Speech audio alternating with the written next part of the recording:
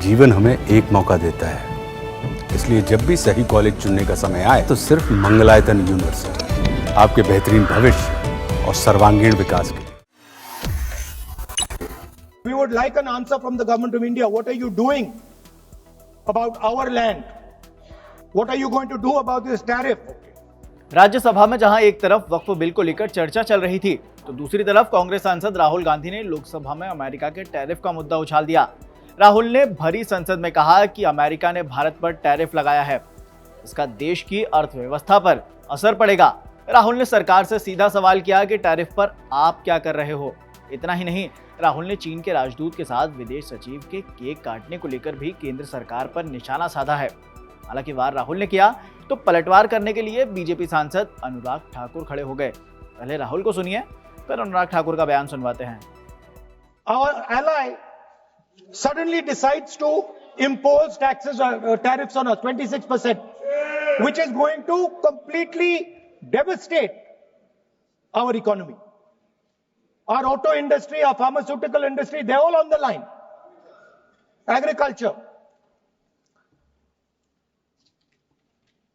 So I'm wondering, somebody once asked Indira Gandhi ji, in the matter of foreign policy, do you lean left or do you lean right?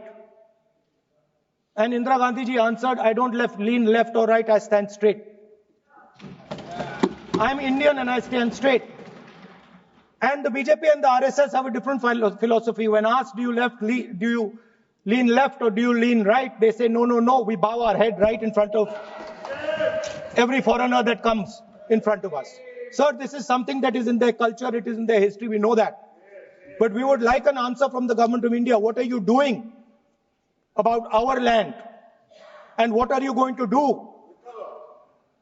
What are you going to do about this tariff that our ally has imposed on us? Thank you.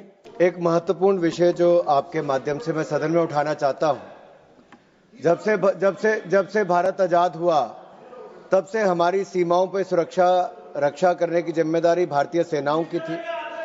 ऐसी कौन सी मजबूरी थी जब excise चीन का area किसके समय वो चीन ने हथिया लिया? किसकी सरकार थी? कब हिंदू चीनी भाई भाई कहते रहे और पीठ पे छुरा घोंपने का काम किया था? किसकी सरकार थी? कौन वो नेता थे जो डोकलाम की घटना के समय चाइना के अधिकारियों के साथ चाइनीज सूप पीते रहे और सेना के जवानों के साथ जाकर खड़े नहीं हुए? वो कौन सी फाउंडेशन है जिसके चाइना के अधिकारियों से पैसा लिया गया और आज तक जवाब नहीं दिया गया? क्या राजीव गांधी फाउंडेशन ने वो पैसा लिया था? तो क्यों पैसा लिया था? किस काम के लिए पैसा लिया था?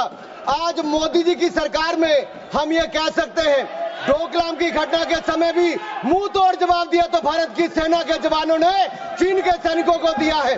प्रधानमंत्री जी स्वयं सीमा पर भी गए, सेना का मनोबल बढ़ाया। रक्षा मंत्री जी गए, 1 इंच जमीन भी भारत की कोई नहीं हथिया पाया तो भारत की सेना ने वो करके दिखाया, तो मोदी सरकार में करके दिखाया है।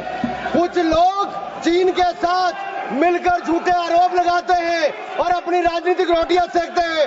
ये केवल राजनीति करते हैं, इनको कुछ नहीं मिलने वाला, इनको जवाब देना होगा।